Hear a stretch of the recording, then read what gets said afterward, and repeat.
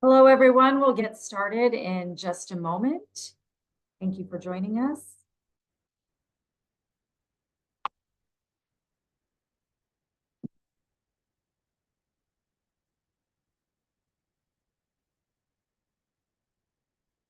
For those just joining, we'll get started in just a moment. Thank you for joining us.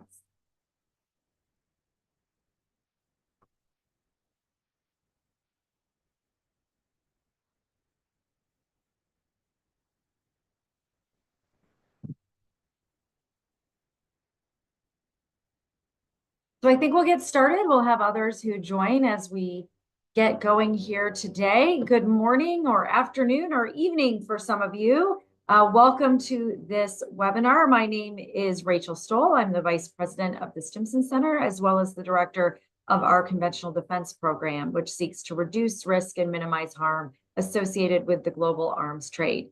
I'm delighted to welcome you to today's event, Assessing Global Arms Trade Transparency.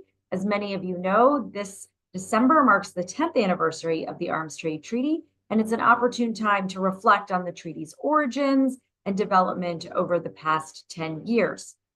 As the first global legally binding instrument to regulate the international trade in conventional arms, the ATT was a major normative achievement.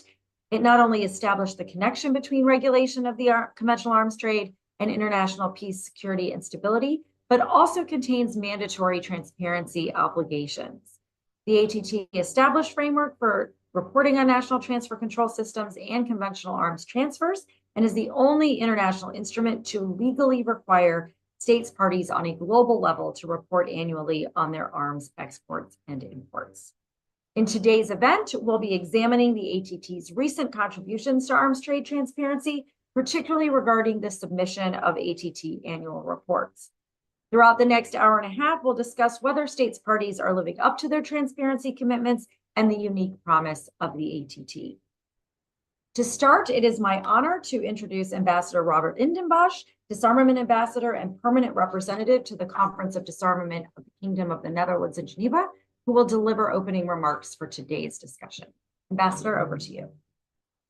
Thank you very much, and welcome all. As said, my name is Robert Indenbosch, and as the permanent representative of the Kingdom of the Netherlands to the Conference on Disarmament, I have also this year the honor to kick off this event by saying a few words as an introduction. First of all, let me start by thanking the Stimson Center for the initiative to organize an ATT Monitor site event. I say site event because we are in the midst of the first committee meeting here in Geneva. In fact, we are in the 4th week, and as of Friday, we will start the voting. Under the umbrella of the title of today's event, Assessing Global Arms Trade Transparency, we actually have lots to discuss. As usual, in August, the new ATT Monitor report was presented in the margins of the meeting of state parties and published. Today, we have some of the experts online who have helped write this year's report and who are well positioned to tell us a little bit more about this year's edition. For those of you who are new to this event, the ATT Monitor is an independent project of Control Arms and was first launched in January 2015. The Netherlands has been a long-term supporter of the project. Other supporters, past and present, include Austria, Australia, Ireland, Norway, and Trinidad and Tobago.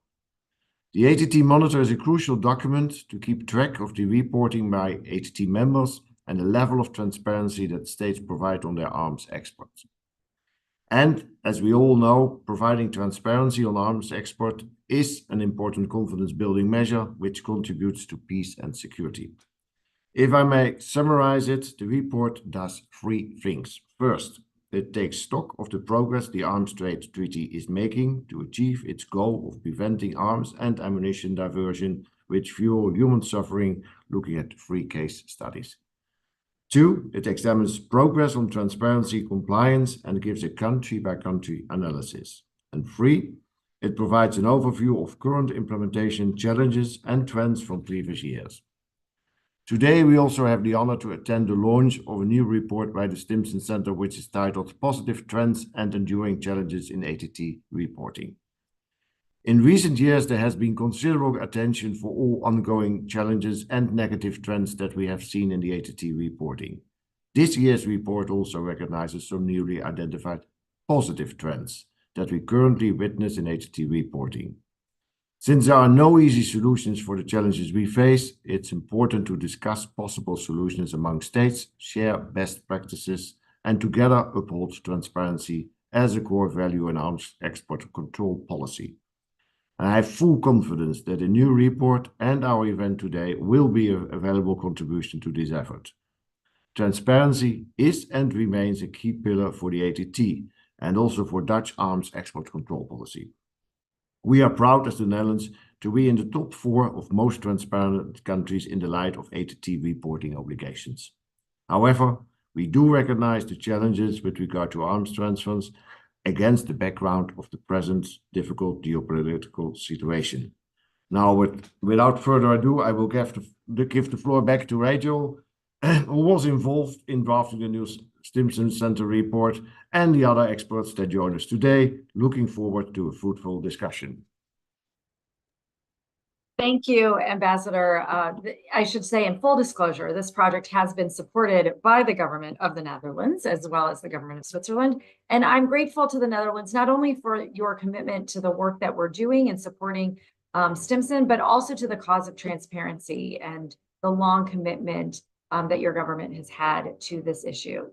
I'm also grateful today to be joined by Karina Solmerano, who for a few days more leads the ATT Monitor at Control Arms before she transfers to her new role as head of the ATT Secretariat. So we're very glad that this is your last event in your current role, and we're so appreciative of the many years that you have given to the cause of transparency in your role as head of the ATT Monitor.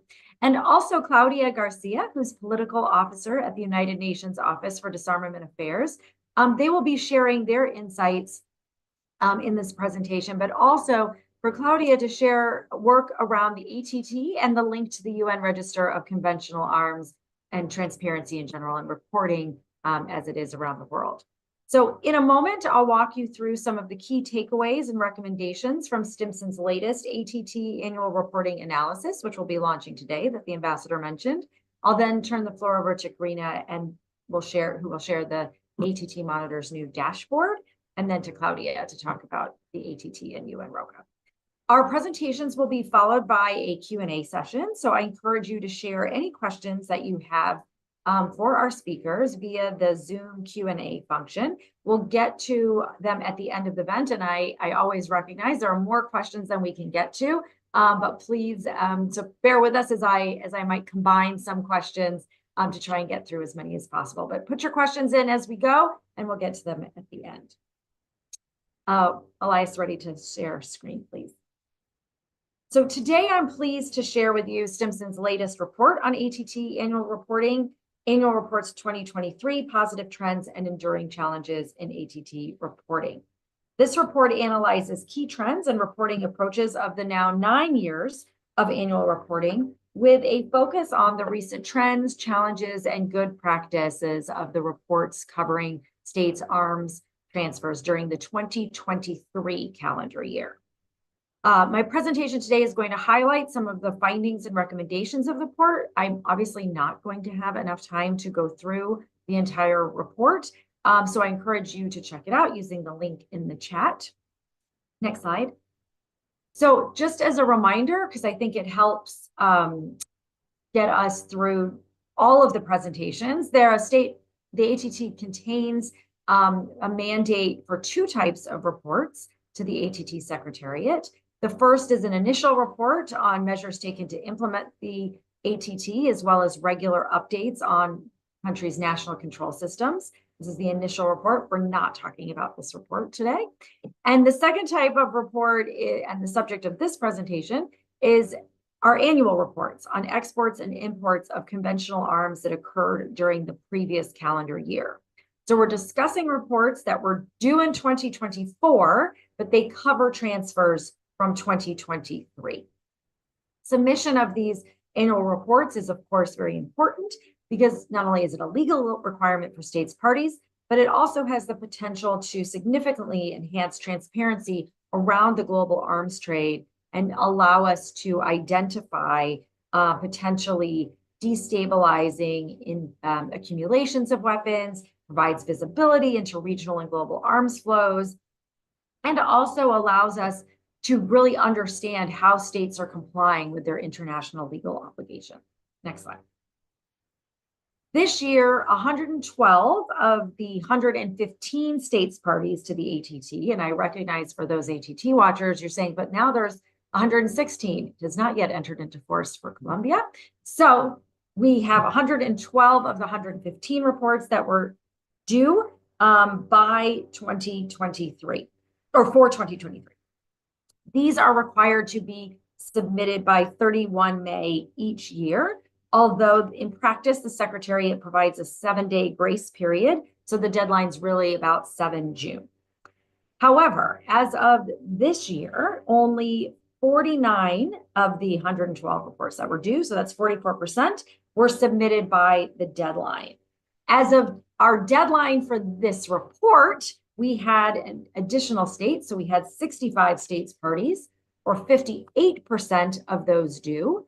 And since October 8th, we've had another 3 reports. So there are now 68 reports that have been submitted. That's 60% for you math people. The pace of reporting this year seems to be particularly slow. I'm hoping that we're able to get to the 2022 reporting levels. Obviously, we should aim for greater compliance. This is a mandatory report, but I do worry that we will have challenges at the current pace, getting us even back to last year's level. Next slide, please. This year does have some encouraging developments, despite this sort of continued downward slide in the numbers of overall report. First, I want to commend Suriname, which has been required to submit an annual report for the past several years, since 2021, and it submitted its first ever annual report this year. They didn't just submit their report, but they also correctly submitted a nil report. And I think it's important to recognize the importance of nil reports. Even if you have nothing to report, submitting a report that says that is also provides information.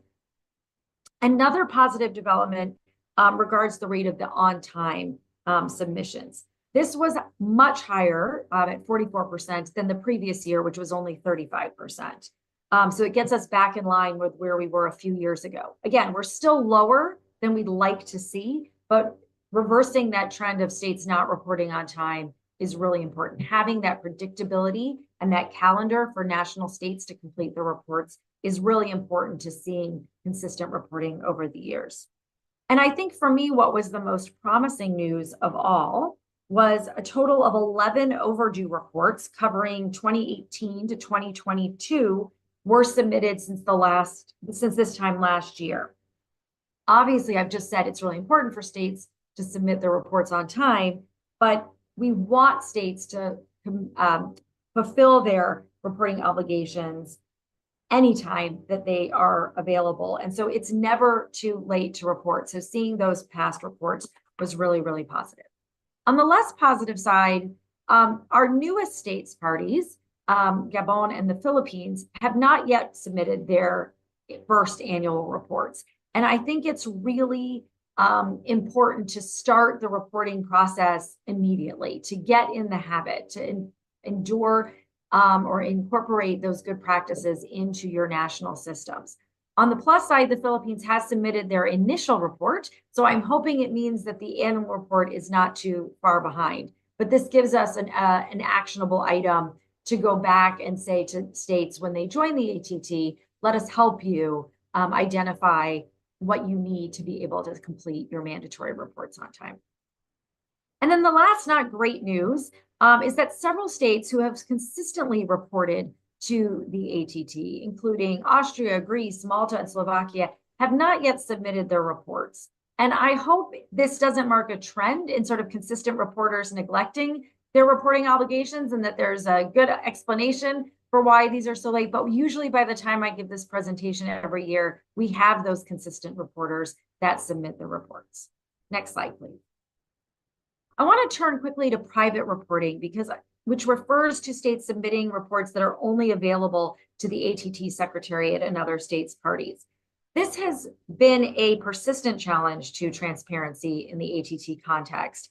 And we've seen, as you can see by the slide, that private reporting has been on an increasing trend over the first 6 years of ATT reporting, from a low of 7% to a high of 32% of total report submissions between 2015 and 2020. It's actually very encouraging to see that in the last few years, we seem to have plateaued and now are perhaps on a decreasing private reporting trend. There's clearly still a lot of work to do. Almost a quarter of all of the submitted reports are private, which is way higher than we would like to see. But I think the fact that we see this downward trend is increasingly positive. An interesting development this year in this realm is the report from Finland. We're calling this a hybrid report. Karina, maybe in your new role, you'll have a new name for it, but we're calling it a hybrid report because they submitted a public report on exports and a private report on imports. Now, in the past, Finland had submitted a fully private report, which they did last year after they had 7 years of fully public reporting. So it's the first time that we've seen a state bifurcate their annual report. I don't know if this is a one-time only anomaly or if this hybrid reporting might become more popular in the future, but it's something interesting to watch. Next slide, please. An issue closely related to private reporting is the decision by some states to withhold commercially sensitive or national security related information in their reports, which is allowed under the ATT. What we found was of the states parties that submitted their 2023 reports by October 8th, 16 of them, or 32%, indicated that they withheld some commercially sensitive or national security related information. This is a little bit less than last year, where we saw 39% of states parties withholding information. It's still higher than the pre-2022 levels before the war in Ukraine. So the war in Ukraine, as I talked about last year, if you were at this event, seemed to make a difference in terms of states withholding information. However, when we looked at the impact of the Ukraine war on the withholding of information in ATT reports, we know that some states continue to withhold information due to the conflict. Some states are very specific, however, about the information they are withholding. So Belgium and Poland, for example, reported that they partially withheld information on their exports to Ukraine by providing data on the information that was withheld. Belgium gave descriptions of the missiles and missile launchers it sent to Ukraine in 2023, but withheld the number of such transfers for security reasons, while Poland noted its annual report does not include donations from the Ministry of National Defense of Poland to Ukraine in accordance with Article 13.3 of the treaty. This is really good practice to explain what kind of information you're withholding and why, rather than simply checking the box that you are withholding information. Next slide, please. The report includes a detailed analysis of the types of information that states parties provided in their report. It focuses not only on whether states parties reported arms exports and imports, but whether they provided information that, while not explicitly required by the ATT, provides some critically important insight into the nature of these transfers, such as whether the data given represents authorized or actual transfers, the number and or value of items transferred, information on the importing state, exporting state, or state of origin, and descriptions of items or comments on the transfer. Again, I don't have time to go into the detail on these points here, but I wanted to share some encouraging developments. It's not uncommon in previous years for states parties to report on their transfers without identifying the importing and exporting state. But this year, almost every state party except one that reported publicly identified the importing and exporting state for this transfer. That's a huge benefit to transparency and something we hadn't seen before. At least one state party even named the specific subregions of the state to which it exported. And I think the lesson here is it's always helpful to provide more information to put into context to allow for better end use monitoring and tracking of the items. There's always, of course, room for improvement regarding the information that states parties include in their reports. As in previous years, some states parties aggregated key information in their reports or simply chose not to provide certain information, leaving certain categories or columns blank, both of which prevent meaningful and accurate assessments of the reporting data, and which Karina will explain makes the dashboard even more difficult to populate. Next slide. I don't want to steal much of Claudia's thunder, but our report does go into the links between the ATT and the UN Register of Conventional Arms, or UN-ROCA. The ATT is the only legally binding international mechanism that seeks transparency in the arms trade, but it does have significant overlap with the voluntary UN Register. We often hear about reporting fatigue, and so I think it's really helpful to create synergies between the ATT and UN-ROCA annual reports. The idea was that these would be mutually beneficial instruments that could strengthen reporting in both. And you can see in the chart on this slide how over the years since the ATT, we've actually started to see an increase in UN-ROCA reporting, and the levels are quite similar. And in fact, there are a few more UN-ROCA reports than ATT reports this year. Of note, there are 3 ATT states parties, Greece, Honduras, and San Marino, who have submitted UN-ROCA reports, but have yet to submit their ATT reports. And there are 7 states parties that submitted private 2023 ATT reports, but then reported publicly on their 2023 UN-ROCA reports. So I would be curious to know how these reports differ and why they're able to report publicly to UN-ROCA and not to the ATT. Just an interesting point of analysis. There's much more about the UN-ROCA reports, but as I said, you can read those in the report, and we'll hear from Claudia later. Next slide, please. In the last year, I think we've seen a lot of positive trends on ATT reporting and the commitment that states have demonstrated to transparency by continuing to welcome report on their submissions is really crucial. We can't lose momentum as we enter the next decade of the ATT. We're seeing a decline in submissions of private reports. We want to see that number continuing to decline. We're seeing a shift away from withholding commercially sensitive and national security related information. And when that continues to happen, we see more explanation, which is really positive. We do know, however, that states are not fully living up to their reporting obligations. We still have 25 states parties, or 22% of the 112 currently mandated to report, that have never submitted a required annual report. We have another 27 states that have missing reports. Rates of annual reporting compliance continue to decline each year, and many states are continuing to report in ways that undermines meaningful analysis of their reporting data. All of that to say, because I like to end on a positive note, is that there is significant work to be done to improve reporting in the ATT context. And while we know that these are the responsibilities of states parties, there is work that civil society and the ATT Secretariat can undertake as well to strengthen ATT reporting. Some of these might include undertaking outreach to identify the barriers that are leading to reporting challenges, and then utilizing those findings to provide targeted and specific support, providing increased guidance and support to new states parties to help them complete that first report and get into the habit of good practice, identifying additional ways to strengthen synergies with UN-ROCA and other multilateral instruments to encourage greater arms trade transparency, supporting regional champions to provide guidance and ways to overcome specific challenges, and continuing to talk about the benefits of transparent reporting at events very much like these.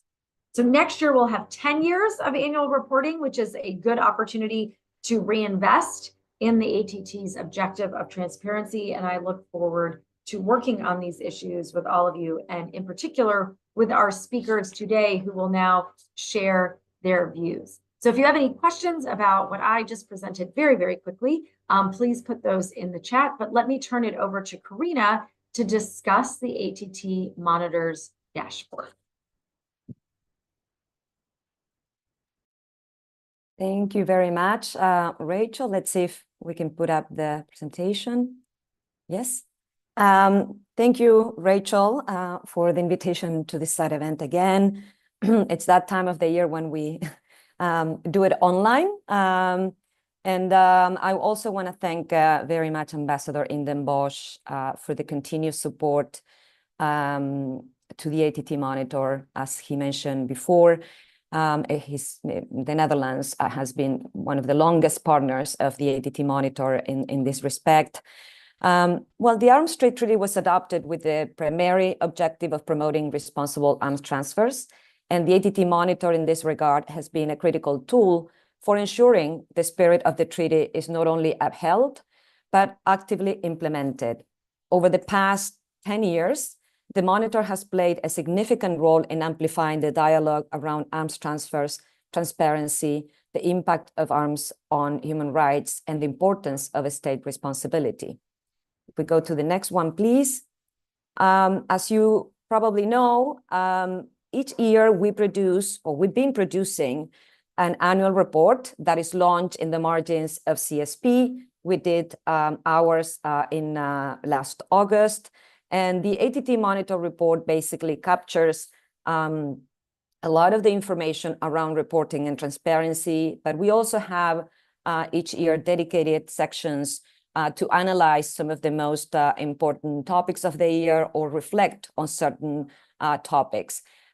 This particular year, we decided to do a 10th anniversary of the ATT sort of coverage, interviewing more than 15 different actors that participated in the negotiations and or were actively implementers of the treaty during this year. So I invite you to take a look at that report whenever you can. And if you haven't, it's posted on our website.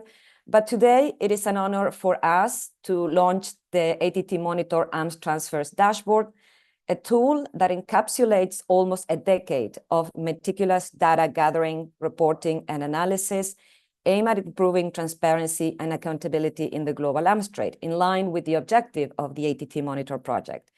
We have developed this tool to assist states, researchers, and civil society in accessing and analyzing vital information on arms transfers.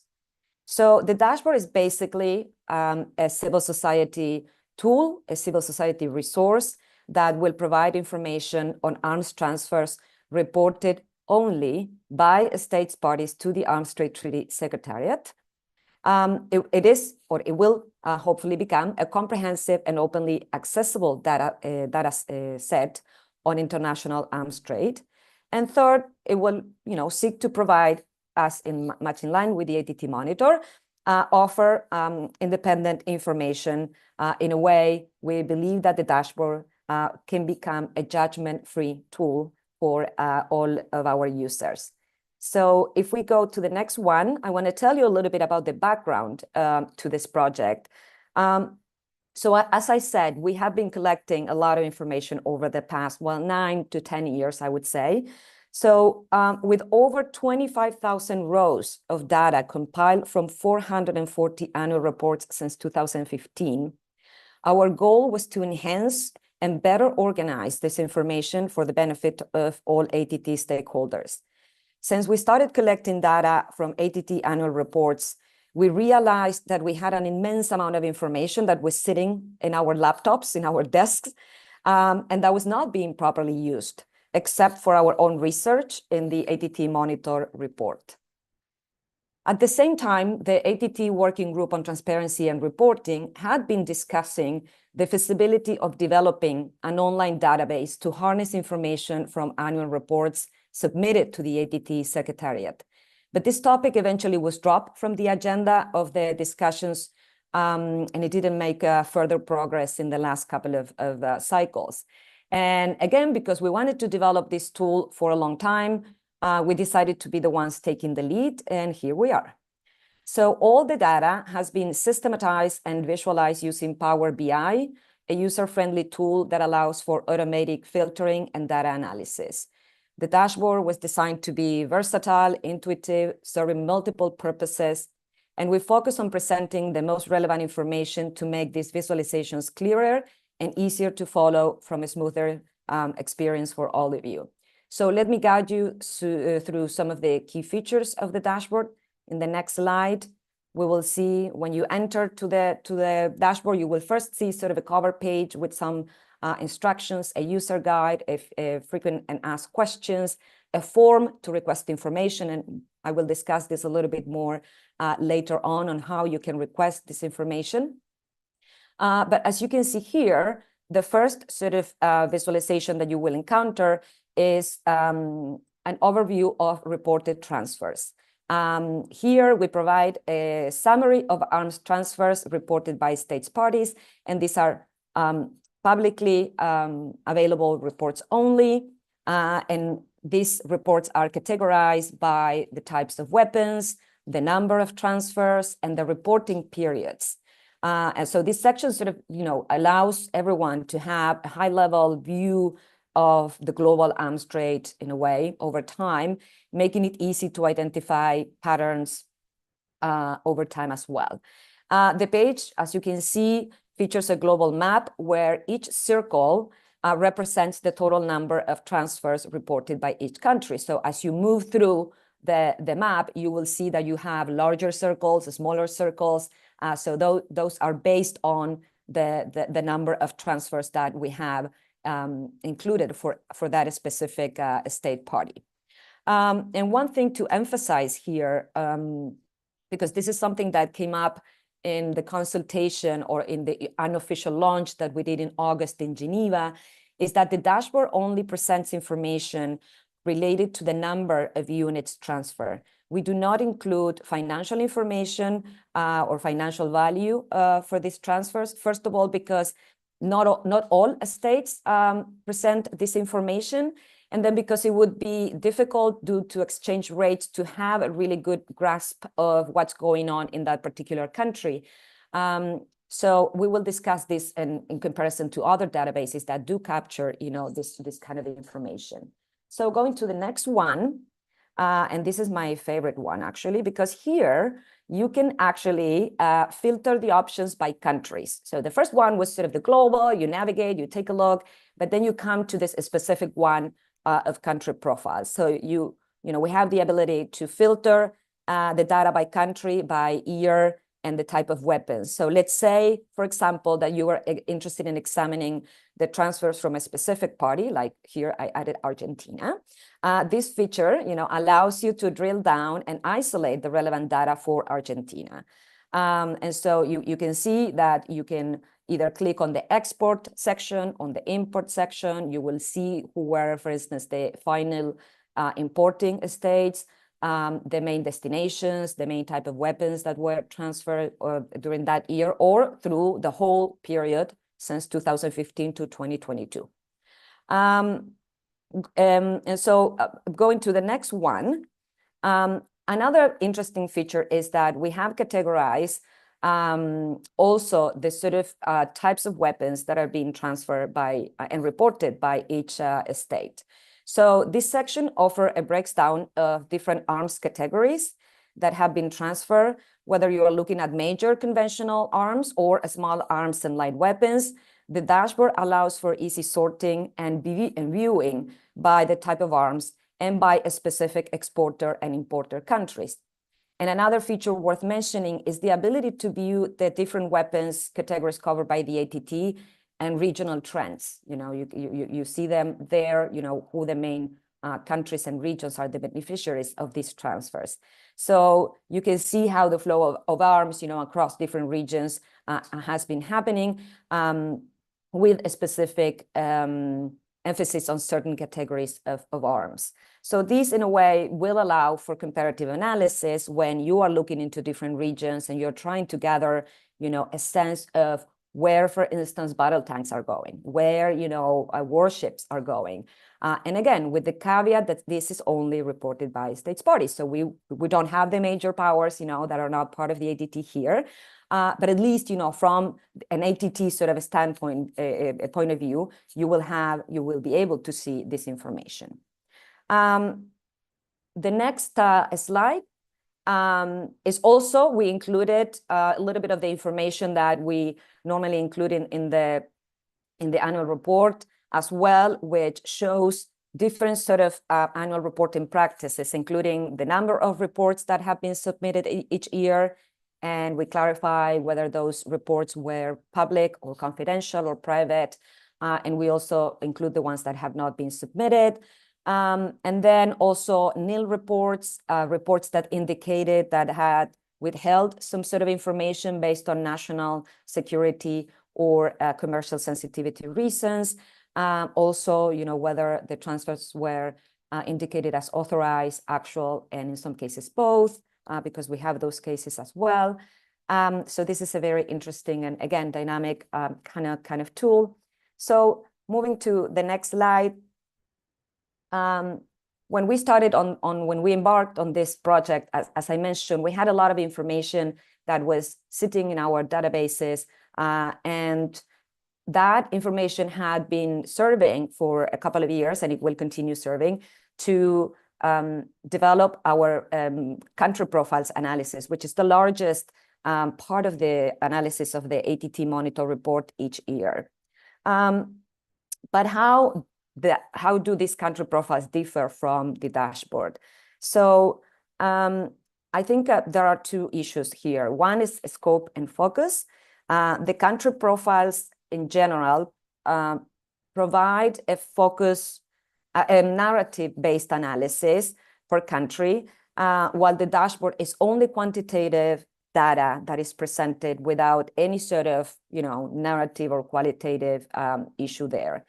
And so the country profiles allows us, to include more information, to include more analysis in our sort of own interpretation, right? The second one is data accessibility. So the dashboard is an accessible tool that allows users to manipulate the data, as you will be seeing when you enter. You can play around, you can just click here and there. So it allows you to look dynamically the information, while the country profiles, as I said, provide only expert interpretation of the data.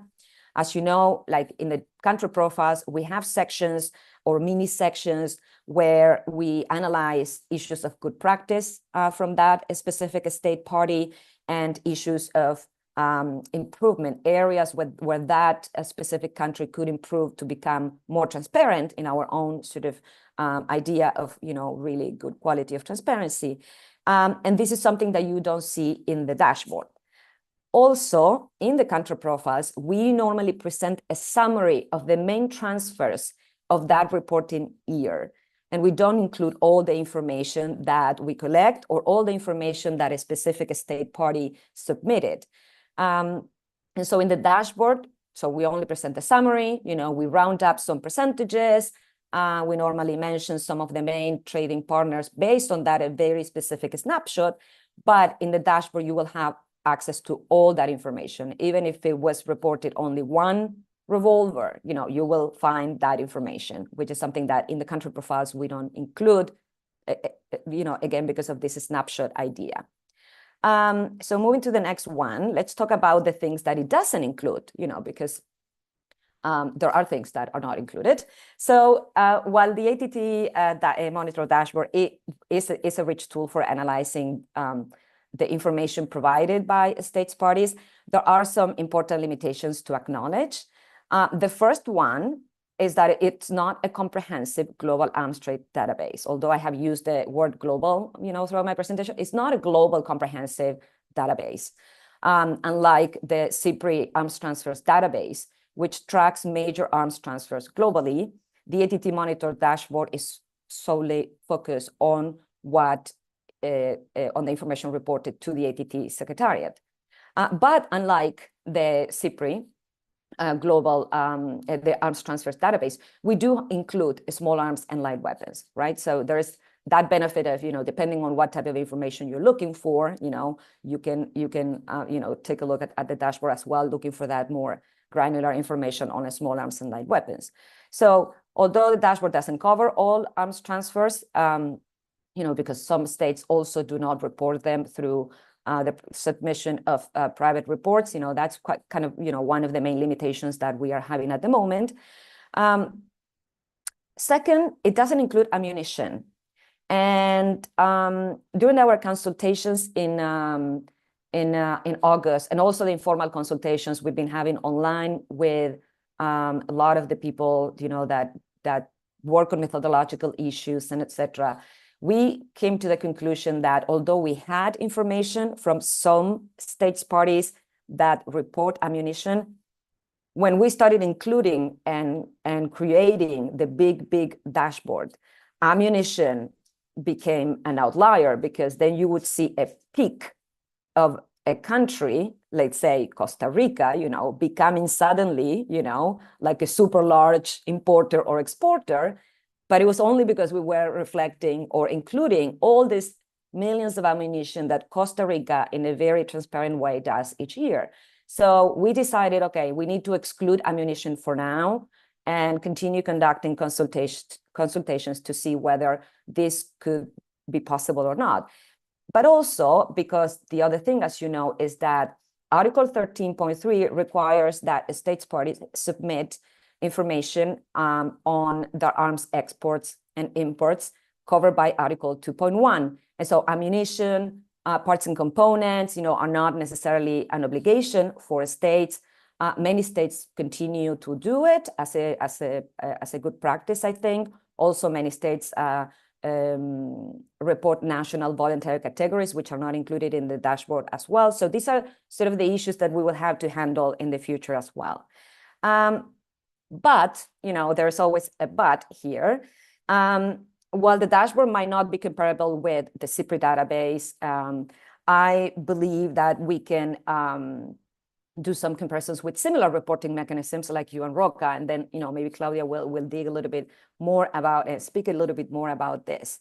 And because Rachel just mentioned, right, we have some overlapping information. Since 2022, states parties can also submit the same reports to UNROCA, and the sort of parameters of the arms and weapons covered by UNROCA and the ATT are the same. So in a way, looking into these two databases could be a way to analyze whether there are discrepancies in the information. We need to bear in mind, that there are caveats, methodological caveats. Sometimes countries only report authorized authorized and actual transfers. UNROCA normally reflects data on actual transfers. So, you have to bear in mind all these little nuances here when trying to do comparisons. But I think it's something that if you are looking to see whether a state is fully reporting everything, these two would be the most comparable, I think. So going to the next one, and I'm getting close to the end. So why is this relevant? And people say, well, if the working group on transparency decided that they wouldn't do the online database, why would you do it? And I think that mainly because this is what civil society does normally. We become the ones, supervising, monitoring, and watching over what states do in different international instruments, not only the ATT. And because transparency is one of the most critical pillars of the ATT, the Monitor dashboard will facilitate, I think, this idea of transparency. It makes possible to analyze state reporting patterns, assess how the treaty is being implemented across different regions, and track how arms transfers might intersect with conflict zones in particular settings. This tool is not only useful, but essential also in helping us understand the flow of arms to the risk associated with irresponsible arms transfers. Again, the tool is judgment-free, so we're not saying these arms are causing this. But by looking in a researcher or someone, looking into the dashboard, we'll be able to perhaps, extract information that could allow for this sort of analysis, for even gathering more evidence for the different risk assessments that states have to conduct under Article 7. So I think this is a really good benefit for the ATT community in general. And I want to acknowledge also that this is relevant for states parties. First of all, because the success of the dashboard and indeed of the ATT as a whole is dependent on the continued commitment of a state to transparency and to reporting. And if states are committed to submit comprehensive, timely, disaggregated information, I think at the end of the day, the global arms trade will be, the one benefited. So the more complete the information, the more powerful our, dashboard will be, and the more transparent the arms trade will be.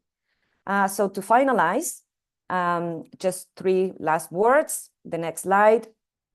The ATT Monitor is not a static tool, as I mentioned. We will continue testing, improving, adding information as it comes, and trying to enhance the capabilities of this. We hope that you are the ones providing us the feedback that we need, ideas. If you as a state party find that this is not correct, reach us, and say, no, you know what, we actually informed this information, because the reality is that we only upload the information submitted by states parties, but sometimes we have found that the information submitted by states parties, might be wrong. They might have ticked a different box, and they didn't mean it. And so in the past, we have sort of, did engage bilaterally with them to see whether that was the intention or not. Now, our intention is to offer you this same possibility. If you see something that is wrong, please reach out, let us know. And again, I encourage you to utilize the dashboard. The team that will continue with the ATT Monitor hopefully will be able to be in touch with you and respond to any of your questions. So thank you once again for your attention, for the kind invitation, Rachel, and I look forward to your questions. Thank you. Thank you, Karina. This is really an incredible tool. And for those watching today, I strongly encourage you to go in, play with it a little bit, see the kinds of information that it can give you, because it's really quite a tremendous resource that gives us information and ways in presenting that information in ways we haven't had before. So congratulations to you, Karina, and to the ATT Monitor team. Last but not least, I am pleased to welcome Claudia Garcia from UNODA to share with us some of the strengths, challenges, interesting elements, and synergies related to the ATT and UN-ROCA.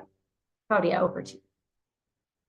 Thank you, Rachel, Ambassador Robert Indenbosch, Excellencies, distinguished delegates, and dear colleagues.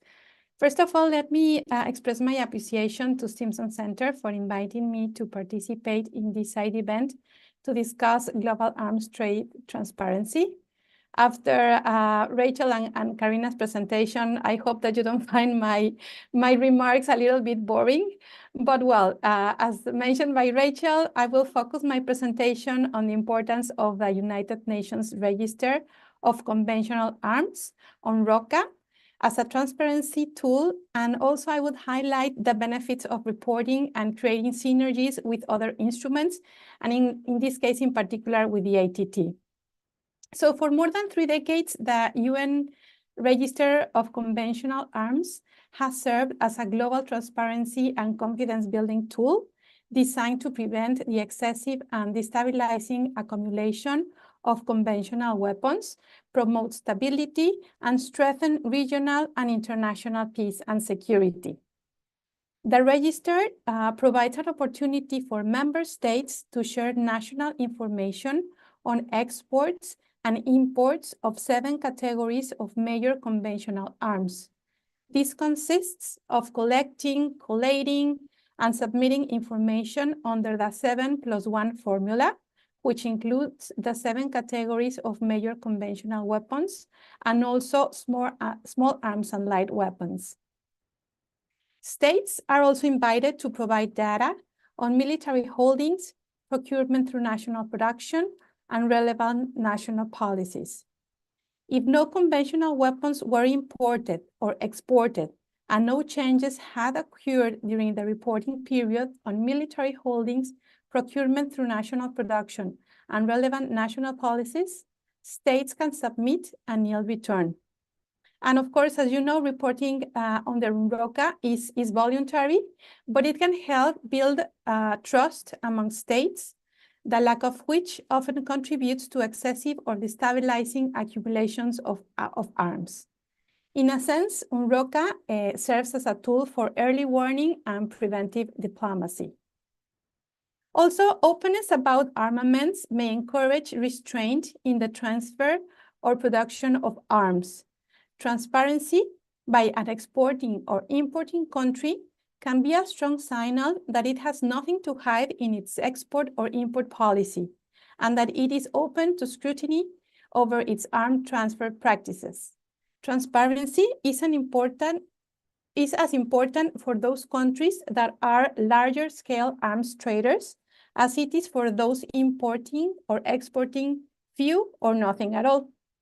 Transparency in armaments, however, should not perceive as a goal in itself, because UNROCA would not be fulfilling all its purpose if the data submitted it were not used by member states to engage in discussing with one another about their security concerns.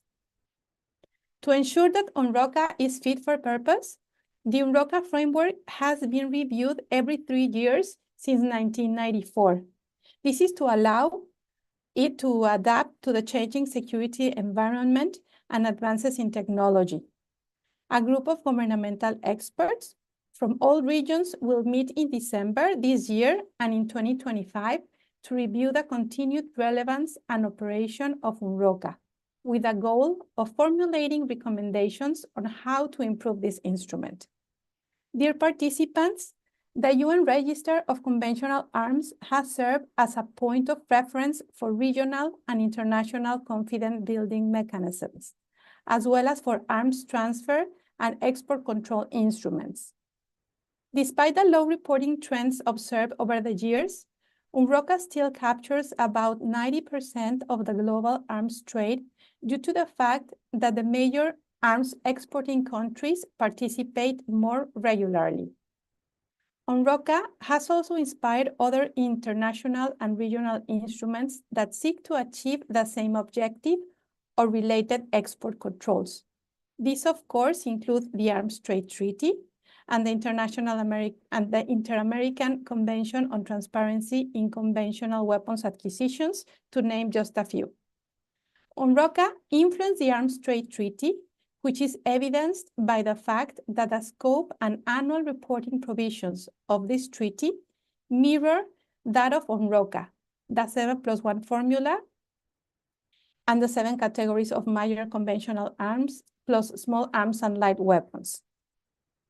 Reporting challenges have, however, been daunting and have been centered mainly on the dwindling number of annual reports. In this context, a number of states have complained about reporting fatigue and lack of capacity. Given the above challenges, UNROCA Secretariat, together with the ATT Secretariat, had initiated a collaborative arrangement on easing the reporting burden. Indeed, in the context of Article 13.3 of the ATT, by which states parties shall submit annual reports to the ATT Secretariat on their transfers of 8 categories of conventional weapons, ATT states parties have recently agreed to share on a voluntary basis their submissions with UNROCA. Accordingly, as Karina mentioned, since 2022, states parties to the ATT have had the option of automatically sharing their ATT annual reports with the Office for Disarmament Affairs to be used as their national UNROCA submission. This report sharing arrangement has substantially increased the number of submissions to UNROCA. For example, during the 2023 UNROCA reporting cycle, of the 74 reports received, 31 were submitted through the ATT UNROCA information sharing arrangement, which represents 42% of the total submissions received last year from UNROCA. With regard to the 2024 reporting cycle, of the 63 reports submitted, 33 were transmitted by the ATT Secretariat to NODA. This represents 52% of the total submissions received this year for UNROCA. We, of course, appreciate that a greater number of states parties to the ATT have seen benefit in the simultaneous submission of their reports to both the ATT framework and to the UNROCA database, including states from all regions. Distinguished delegates, in today's world where tensions and mistrust are growing among states, it has never been more relevant to reaffirm the importance and benefits of enhancing transparency and building confidence. I thank you very much for your attention.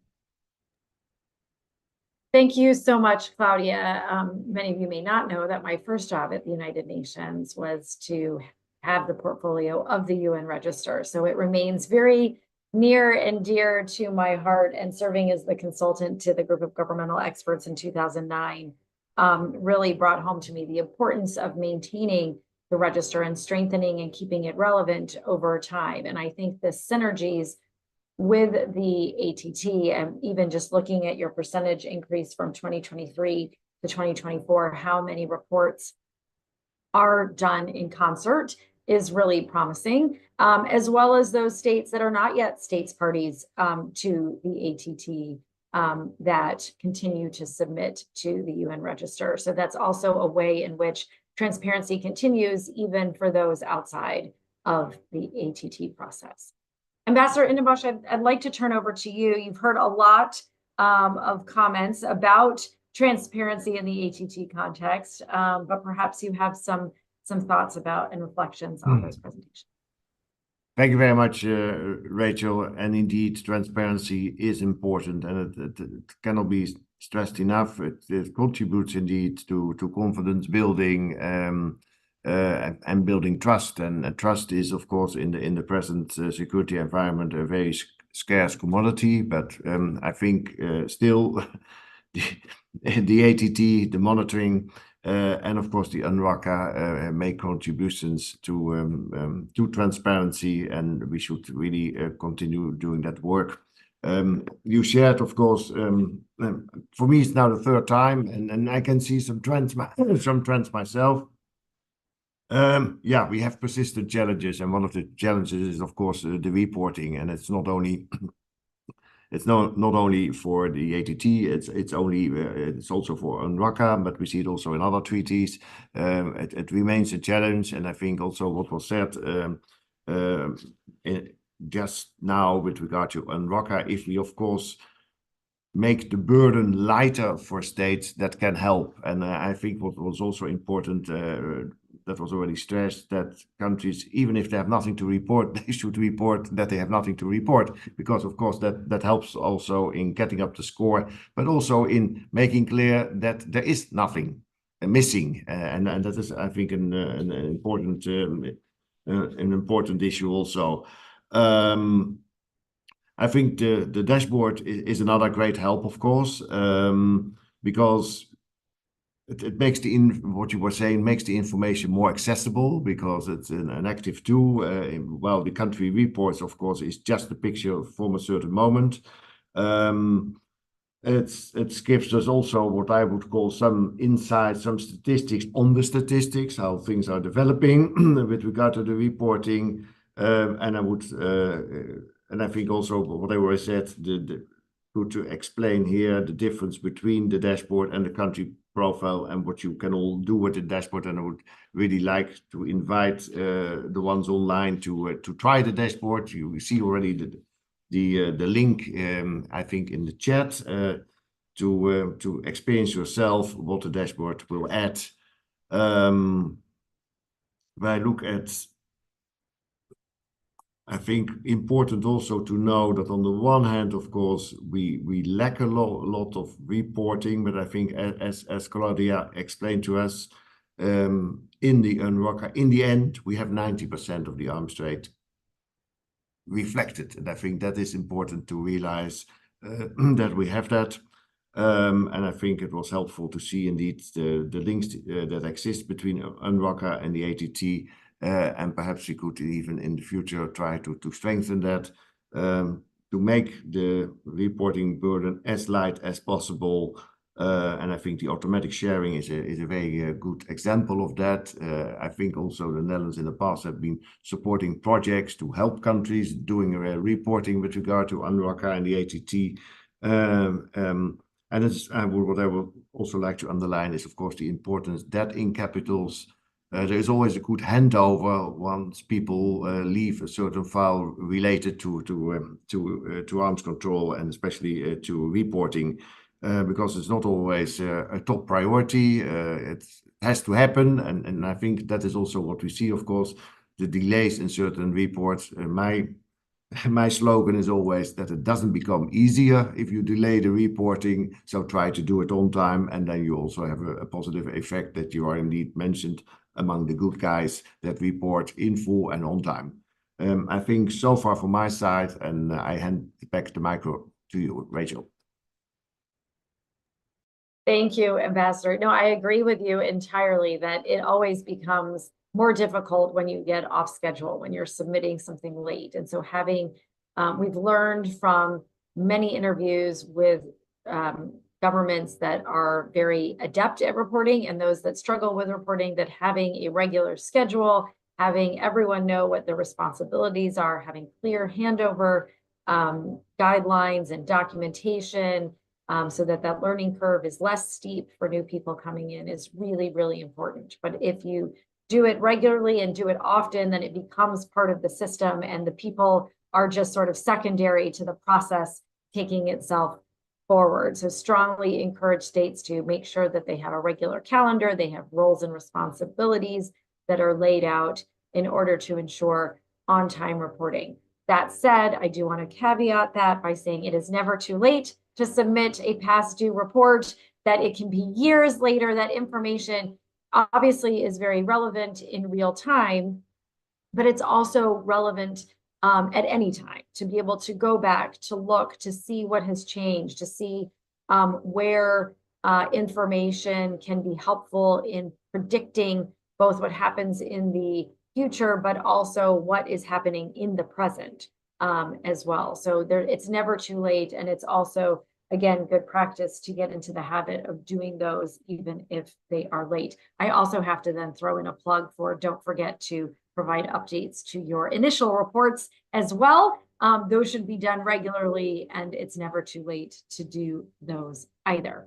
We have several questions in the Q&A, and I would encourage our audience to continue to put additional questions in as we discuss.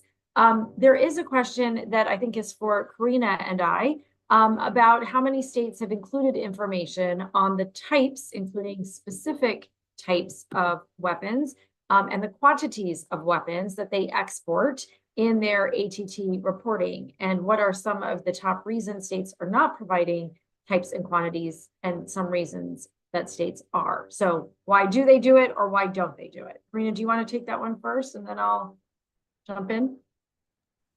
Yes, no problem. Okay, in relation to that question, the first thing to say is that when a state's report under the ATT, they do have to report on weapons, on quantities, on extra information that they can provide. So unless they submit a nil report, which is that they didn't have any import or export during that specific year that they are reporting, that information should be included. When we look at our dashboard, and I have help here from Sol. So we have 53 states that have included information on their exports and 65 on their imports, right? So it's kind of, I would say half of the states that have provided information, half of the 112 that needed to report.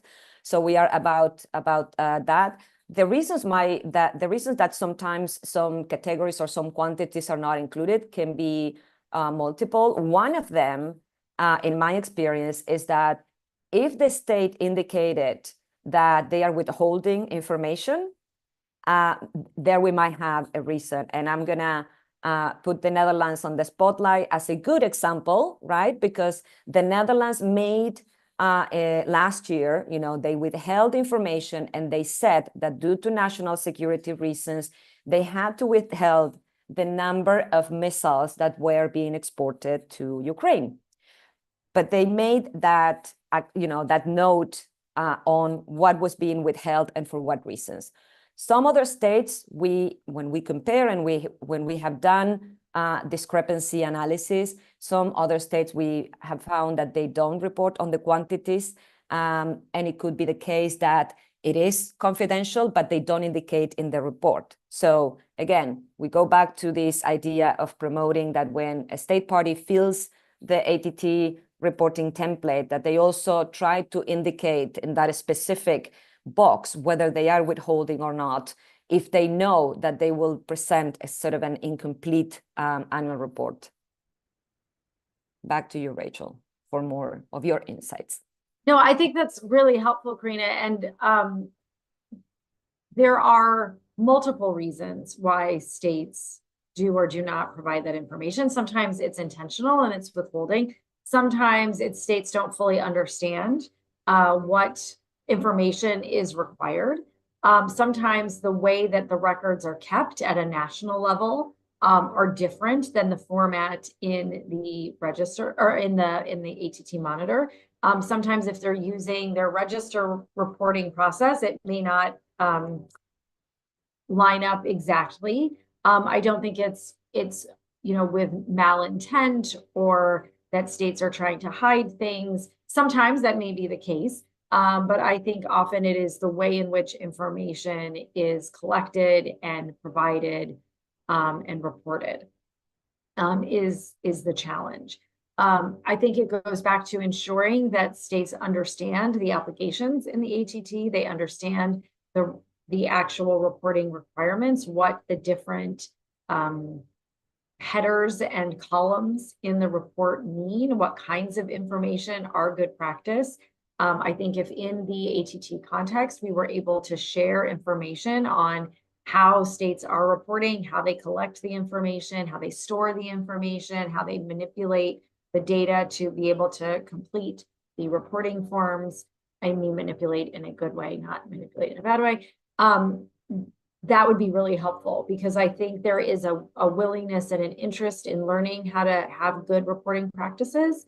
I think it's just a difficult for those states that don't have it as part of their regular practice. It becomes difficult. I think it's the same thing with nil reports, what does that look like? What does that mean? Can you have a nil report for imports and exports? The question was really about reporting on types and quantities for exports, but the same information fits for reporting on imports as well. And even for those that want to report on transit and transshipment, that information is similar as well. So there's a lot of ways in which we can best educate and raise awareness about what reporting, good reporting looks like. Going back to the questions, there's another question about if we know that there is so much private reporting that is happening, nearly a quarter, and that we know that 32% of those that were public withheld information, how do we even get a picture of what is going on in the international arms trade? Which I think is a very relevant question. Can we know about what has been the scale or the kind of transfers? If a state is very transparent, do they suddenly, as you were mentioning, Karina, in your discussion on the dashboard, do they suddenly become major arms exporters because they were more transparent? Or what does this look like? I don't know if you want to take that first, and I'll follow up.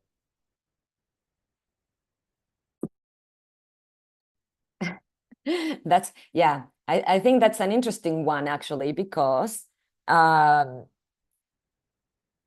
think it's impossible to really know and to capture, what's the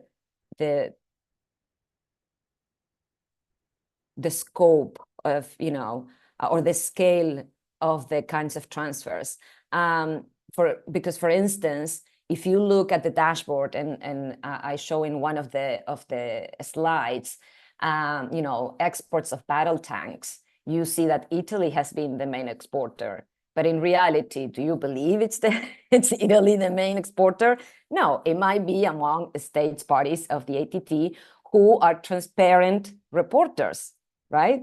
So, of course, we will not capture the US, we will not capture those that submit private reports like China, and we will not capture and know the information about those who perhaps decided not to report that year.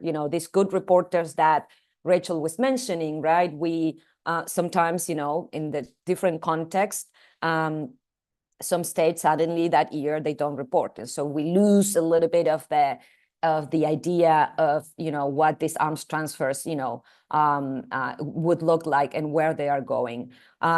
We have done research, and we have found by looking into open sources that some states have omitted information. We know that happens. It's not our role to just go behind each state and just accuse them with the finger, like, you're not reporting this. I think that was never the role of the ATT Monitor, but just to present the information based on what states submit. But I do believe that there are discrepancies, and that's why it's very, very difficult to have an idea of what it looks like. Yeah, and again, depending on the type of weapon categories that you would look like, it's really interesting, because if you go to the dashboard and you look into small arms and light weapons, you will find that there is, like, if you would quantify, you would say, oh, wow, look at these countries, they are like really, really big exporters, but they are exporting small arms and light weapons, which are cheaper than battle tanks and aircraft, right, and warships. And so, we have to be careful with those comparisons. And that's why I was, mentioning that sometimes, you have to be very aware of, the information that is provided. So yeah, I would end up by saying that it's very difficult to know the scale, to be honest. I mean, I wish we would have a better idea in the future. Thanks, Karina. I'll just add to that more information about the arms trade is better than less. And it goes back to, what is the purpose of transparency? It is not transparency just for transparency's sake, right? We want to better understand the landscape of the global arms trade. We want to understand compliance with international regimes. We want to understand how states are interpreting and using the standards and criteria that are contained in the Arms Trade Treaty when making their arms transfer decisions, and how that fits within their international legal obligations. So if we have transfers that are reported to states that are in violation of the Arms Trade Treaty or in violation of international laws, that helps us better understand where states are not understanding their obligations or where they're choosing to ignore their obligations. We also can identify potential trends in the arms trade. If we see all of a sudden weapons flowing to country X, and they at a previous time did not go to country X, we can start to ask questions. Why is country X having such a armaments bonanza? Why are countries looking to a particular customer more today than they did in the past? And if we go back to the root of the development of the UN Register, that really came out of the 1991 Gulf War, where all of these governments realized that they had all simultaneously been arming Iraq and Saddam Hussein for weapons that he then used to engage in that conflict. And so they wanted to prevent sort of the blindness that occurs when states are making national decisions without all of the information available. So that transparency serves a purpose and is not just an exercise in filling out forms that aren't actually used. There is a following in on that. I want to bring Claudia into this conversation because there's a question on access to data. So it's not just having the data, it's how you have access to the data. And the question talks about, you can email the ATT Monitor to have access to the data to use it directly. can you do the same thing to access or download UN ROCA data? It's much more helpful when you cannot just look at the database itself, but actually have access to the data yourself to be able to do analyses in different ways. CIPRI also allows you to do that, I should say. But can you, Claudia, describe a little bit about how the data in the register is visible, and can individuals get access to the raw data itself? Thank you, Rachel, for this question. And yes, well, as you know, when a member state submits its report to UNROCA, through the reporting tool, automatically is reflected to the UNROCA public database. So this database is public, everybody can access this database. But sometimes as a secretariat, we struggle because we receive some reports from member states by email, for example. And sometimes in these reports, not all the information that we need to upload these reports to the reporting tool is available. Just to give you an example, a member state can share with us information regarding the type of weapon, the quantity of weapons they are exporting or importing, but they do not provide the exporting or importing state. So we have this challenge because without this information, we cannot upload that information into the reporting tool, and this information is not contained in the database. So in those cases, for example, we contact back the member state. We ask them if they could provide this information. Some states have shared additional information, and we have been in a position to upload these reports through the reporting tool. But in other cases, as we know that it's important to have this information available, what we have done is upload those reports directly into the UNODA UNROCA website. So in this website, you can see some of the reports that have been submitted this year and in previous years. And also regarding the access to the information, I have to share with you that we're also working to make the database more user-friendly, and also to improve that data accessibility. We are right now in internal discussions within ODA, and also we will contact some of you, some of the states, some of the experts that have participated in previous GGEs, just to give us some ideas and ways in which we could improve our database and make this information more accessible and especially useful for analysis. Thank you, Claudia. I look forward to that. A common question that we get is when there is a discrepancy. So when one state does not report for whatever reason, maybe it's national security, maybe it's they don't have a good system for reporting, but as an exporter. So they don't report that they exported to a particular country, but then the country reports that they received those weapons as an importer. And so the question is, has that ever happened? Yes, it happens all the time is the answer. But there are various reasons for why that happens. Claudia, I don't know, or Karina, if you want to talk about your experience with sort of the discrepancies first, and then I can add anything as well. I know you've both seen it because the three of us have talked about this at length, where the reports they just don't match up, and you're trying to figure out, is it because it's a different calendar year? Is it because one state reported privately? There's many different reasons. Some states report authorizations, others report only when it's delivered. So there's often just very basic reasons, but any other feedback you might have?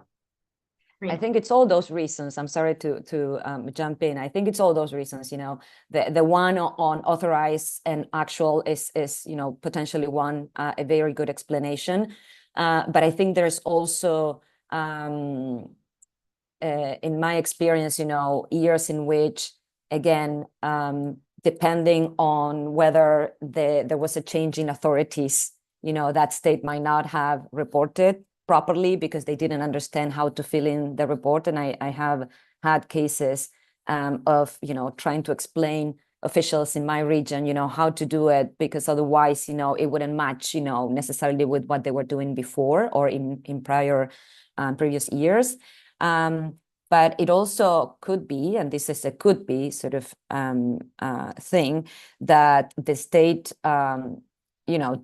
doesn't report and doesn't indicate that it's withholding information, which might be the case, but they just simply didn't, pick the withholding information. They didn't, I'm not saying they didn't bother, but maybe it is, again, we go back all the time to this capacity building on how to fill reports, right? I mean, it's something that it has to be indicated, whether it was done or not. So yeah, Rachel, I think it's a combination, but I would add that the change in officials and points of contact sometimes, can create a little bit of mess especially in countries that are less resourced than others, to do this type of reporting. If I may add, Rachel, I totally agree with the reasons that Karina and you have mentioned, and yes, in this last point that Karina mentioned, those states that don't have like a whole staff that is dealing with the reporting, sometimes they lack capacity. There's in some cases lack of communication at national level on what to report, when to report. So as ODA, we are trying to make emphasis on the importance of having a national focal point for UNROCA, because on that way we can have a direct communication with the person who's in charge of compiling this information or submitting the report. So in the case of UNROCA, for example, as it was mentioned previously, of course, there's a deadline to submit reports, but of course, member states are welcome to submit the information, even though if it's after the deadline. And in some cases, for example, we have been contacted with states that want to complement some of reports that have submitted in the past, or they found out that some information it's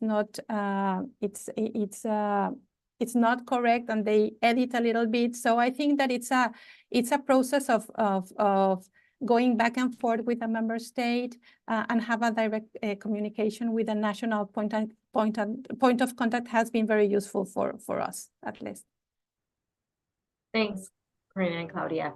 There's a quick question that I'm just going to answer briefly about describing the status of the United States in relationship to the ATT as a signatory, what their prospects for ratification might look like, and if they participate in providing reports. So the United States did sign the ATT in September 2013.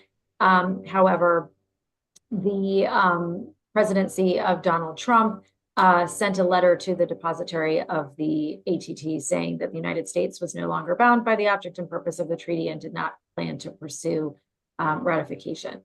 You can't unsign the ATT, so it is more symbolic than anything, but that has not been changed in this current administration. And we'll have to see if that happens at any point in the future. As a result, only states parties have to provide reports to the ATT Secretariat. So obviously the United States has not reported, but they did report in the last time in 2022 to the UN Register. And I hope that in 2023, we will also see forthcoming a US report to UN ROCA. And then the last question that we'll have time to get to today is, do we know if anyone is measuring the efficacy of capacity building efforts on reporting? And I think this is a great question as Karina transitions into her new role as head of ATT Secretariat. But I think it is also important as we end the first decade of the ATT to sort of look back and reflect on what has been effective in encouraging implementation writ large of the ATT, but particularly with regards to reporting. So perhaps, Karina, I can have you answer first, and then I'll add. No pressures, right? No, I think that's a very good question, and I'm happy that that it was raised, because it's a question that I've been wondering myself, moving to my next position, whether all this pot of money going into into capacity building, if it's, you know, bearing fruits or not. I think that is something that eventually could be done, you know, and to analyze really not only quantitatively but qualitatively how those efforts, you know, have translated in, you know, better reporting, not better reporting. Sometimes it's just reporting, right? Just sometimes you just want the state to submit that first report or to submit, you know, the different reports. We know that we have some examples, Rachel, of states that have submitted, you know, reports since 2015 all the way up. And these states might have been beneficiaries of outreach efforts.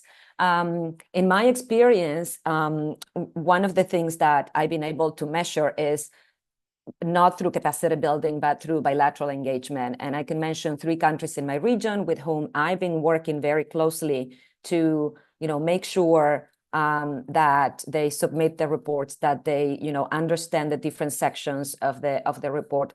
One particular country in Central America this year submitted a public report, you know, for the first time in 2 or 3 years.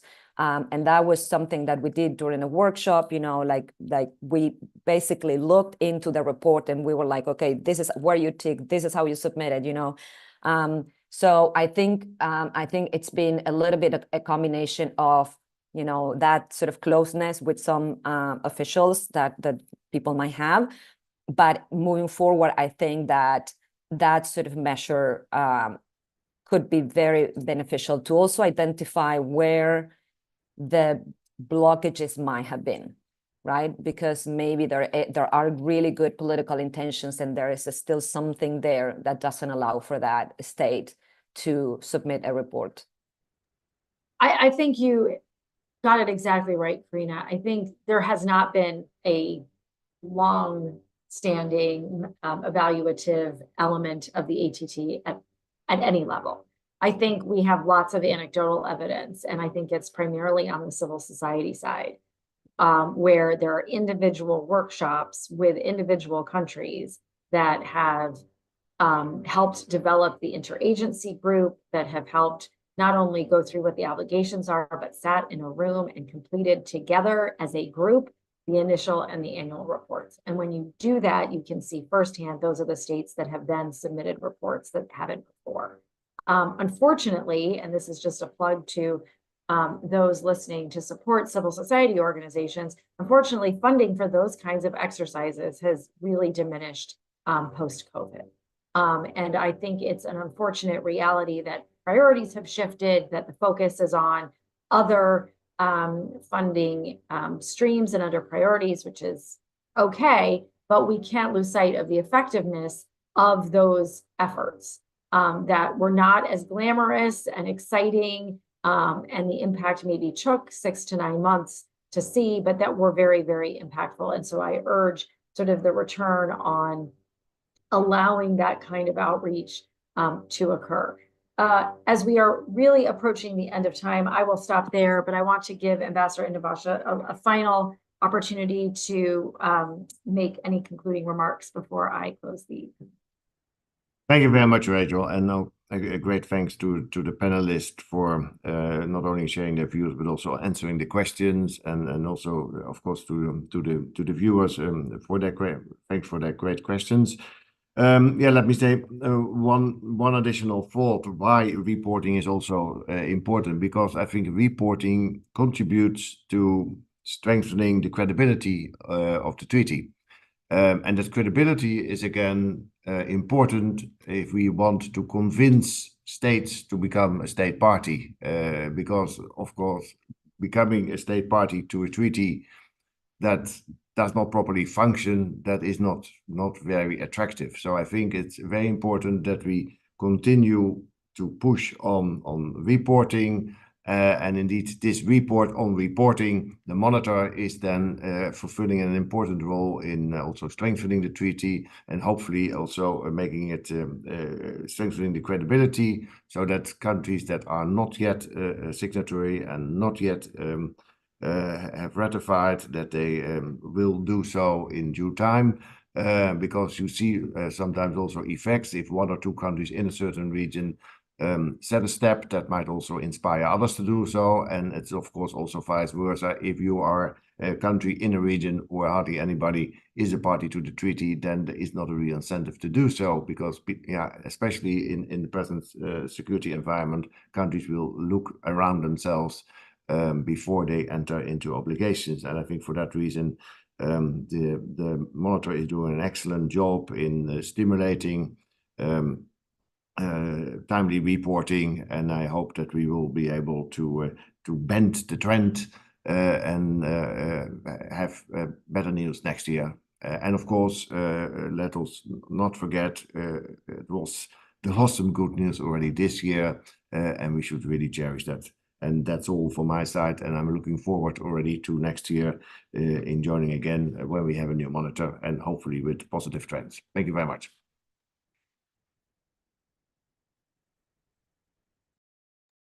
You're muted. Thank you, Karina. Thank you, Ambassador, and thank you to Karina and Claudia for your excellent presentations today. I always enjoy speaking about transparency, but particularly alongside two experts, colleagues, friends that really are equally committed to this work. Thanks to our audience for continuing to find this issue of importance and willing to spend this time with us. I wish you a great rest of your day, and please look up those resources, the new Stimson report, as well as the dashboard and UN ROCA as you continue your journey in transparency of the Army.